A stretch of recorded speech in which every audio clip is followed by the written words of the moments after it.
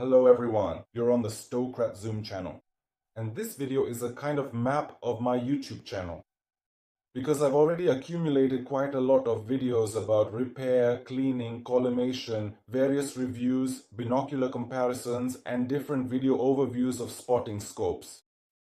And for new viewers, it's sometimes hard to find exactly what they're looking for.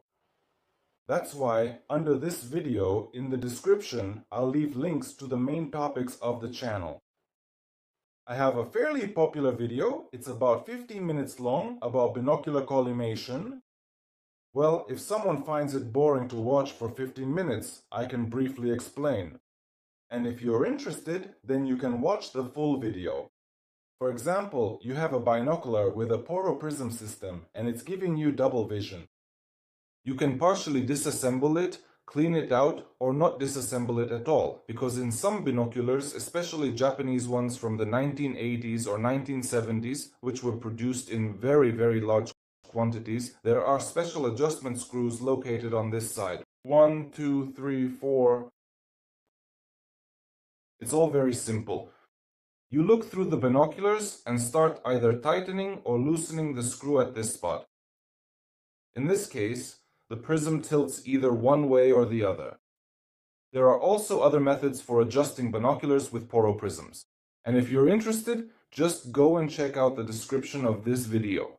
There is a link there to a 15-minute video where I show everything in full detail. And I will explain how to adjust such binoculars to your own eyes. You can also adjust the binoculars using the adjustment rings on the objective lens. In order to successfully accomplish this task, you first need to unscrew this cap, then slightly loosen it using a set of specialized mechanical tools. I will also provide you with some detailed information regarding these specific tools. Next, carefully loosen the locking ring, and then we will finally be able to gain full access to the adjustment rings. Keep in mind that you don't actually need to unscrew the locking ring completely. Then look through the binoculars and adjust them to your own eyes. Start turning this ring and each time look through the binoculars. And we need to understand whether our eyes are comfortable or not. There are also binoculars of a different design. These are binoculars with roof prisms. Why did I cover the logo on these binoculars? Because at this point it doesn't matter which binoculars these are. Most of them are adjusted almost the same way.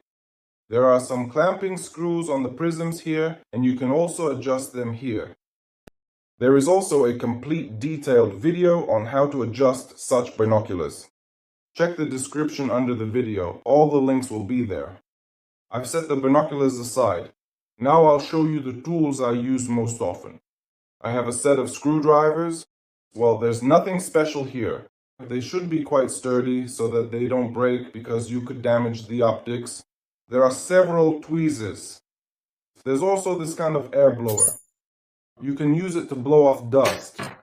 The most important tools are this kind of wrench and this one, which is a bit sturdier and a bit bigger, for example, to unscrew these parts of the binoculars. You can unscrew here, and unscrew here. That is, there are many parts of the binoculars where I use exactly these wrenches. Also, some of the most important tools are these kinds of wrenches. By using these specialized tools, you can carefully unscrew the retaining rings found on the lenses. To begin the process, you first need to slowly unscrew this outer protective cover. Once that is removed, place the wrench precisely into this position. Then adjust the tool until it reaches the correct size, and finally give it a firm turn to loosen it.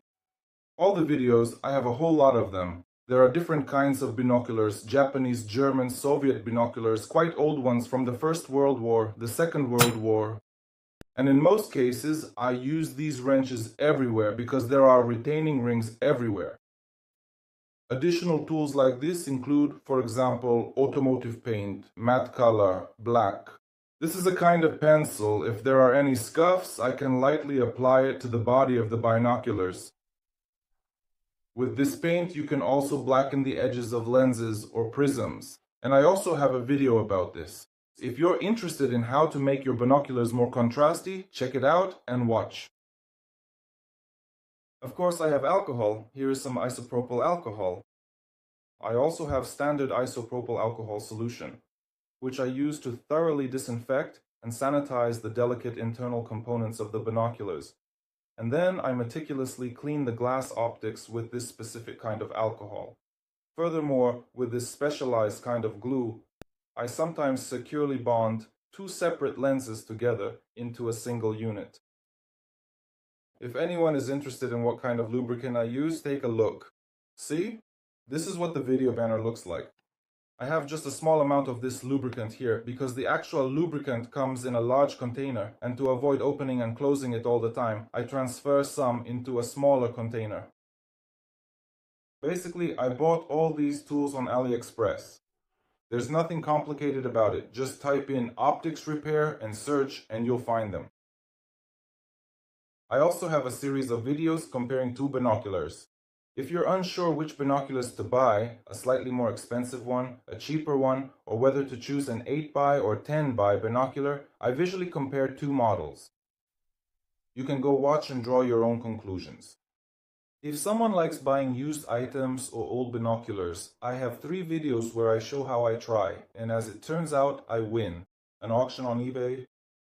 Sometimes it happens that you can buy binoculars for quite a low price. But of course there might be fungus or dirt inside, and it will need to be cleaned. This video, as I already mentioned, will be like a map. A YouTube channel where you'll find only the most useful videos. So don't forget to subscribe to the channel. There are still many repairs, comparisons, and rare optics ahead.